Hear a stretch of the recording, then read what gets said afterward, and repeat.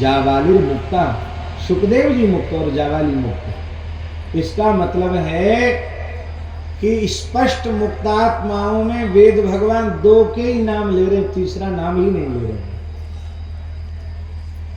ऐसे ब्रह्मविद वरिष्ठ ब्रह्मवेत्ता आचार्य महर्षि जावाली,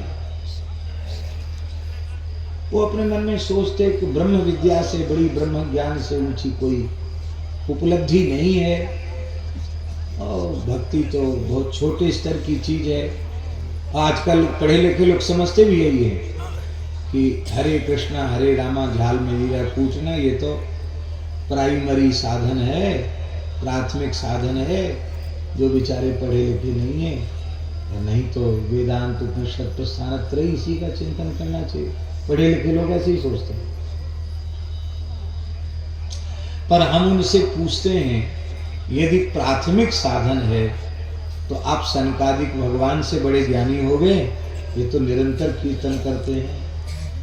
आप हनुमान जी से बड़े ज्ञानी हो गए, आप हनुमान जी से बड़े बुद्धिमान हो गए, आप भोले बाबा से बड़े हो गए, आप नारद जी से बड़े हो गए, आप सुखदेव जी से बड़े हो गए।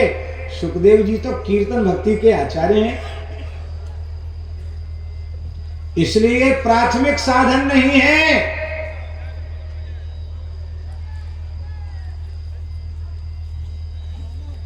भगवान नाम रूप गुण लीला का संकीर्तन सर्वोत्कृष्ट, सर्वश्रेष्ठ, सर्वसहज, सर्वसुलभ, सर्वोपरि है।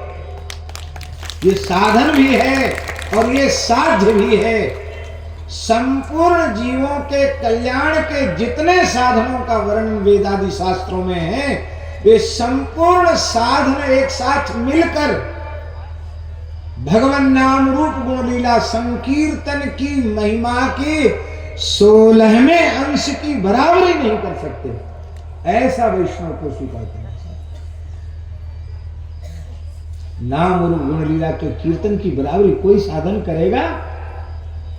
अरे कहूं कहां लगी नाम बड़ाई, राम न सकहीं नाम गुण गाई, चहु जुग चहु सुखी नाम प्रभाव, कलि विशेष नहीं आन पाओ।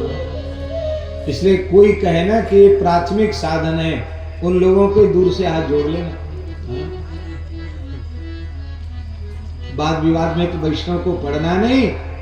अब कोई कहे तो हाँ कह दो भैया, हम तो तुम बने रहो PhD डिलीट, हम तो LKG UKG होता, हम उससे भी छोटे हमको मान लो। क्या है, अपने को क्या घाटा?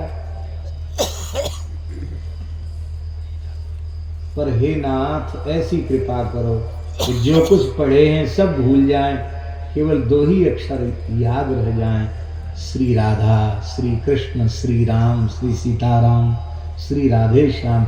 इनके अलावा कुछ भी याद न रह जाए, न शरीर याद रह जाए, न संसार याद रह जाए। ऐसी अवस्था यदि हम लोगों को जीवन में मिल गई तो क्या इससे बड़ी कोई उपलब्धि है?